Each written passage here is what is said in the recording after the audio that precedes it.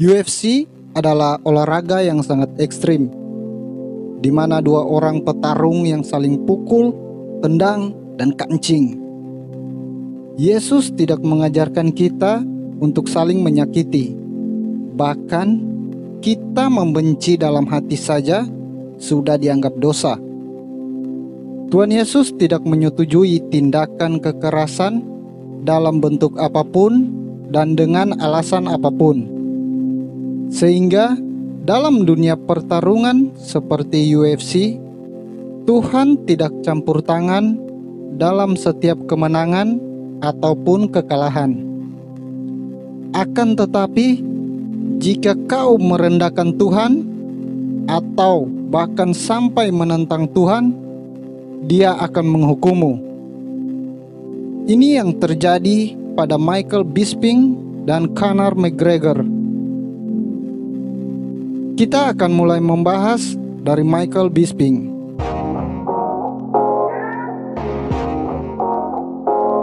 Michael Bisping adalah seorang pemegang sabuk juara di kelas menengah UFC.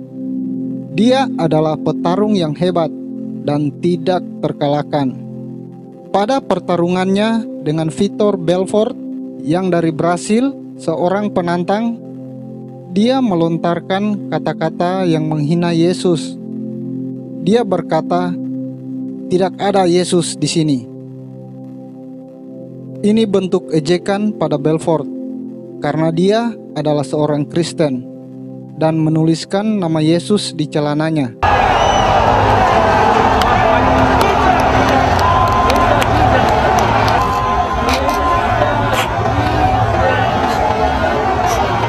Bisping tidak sadar kalau nama itu sangat punya kuasa.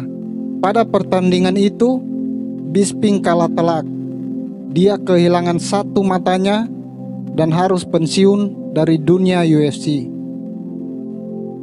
Inilah akibat kalau kita merendahkan atau menentang Tuhan.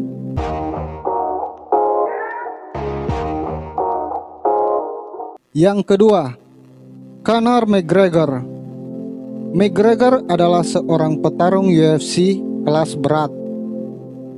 Dia tidak pernah terkalahkan selama pertandingan profesionalnya. Hingga suatu ketika dia bertarung dengan Nate Diaz. Pada suatu wawancara di majalah TMZ di pagi hari sebelum malam pertarungannya dengan Diaz, wartawan mengajukan pertanyaan pada McGregor. Siapa yang akan menang jika kau bertarung dengan Yesus? Conor menjawab, "Saya akan meng-KO Yesus." Padahal McGregor adalah penganut Kristen dan bisa dikatakan adalah orang yang religi. Pada malam pertarungan itu, McGregor hampir mati tercekik dan dia dikalahkan oleh Diaz.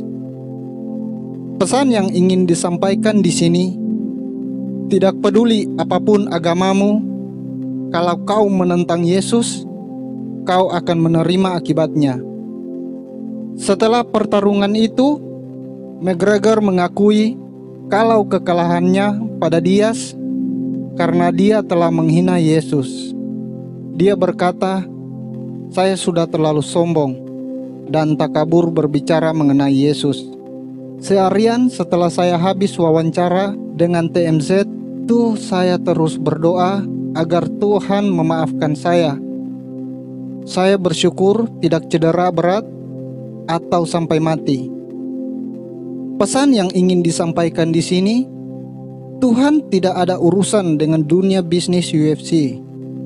Tuhan tidak ambil andil dalam menang atau kalah. Akan tetapi, Tuhan akan menjaga keselamatanmu jika kau berserah.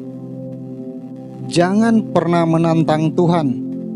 Jangan pernah menghina Tuhan.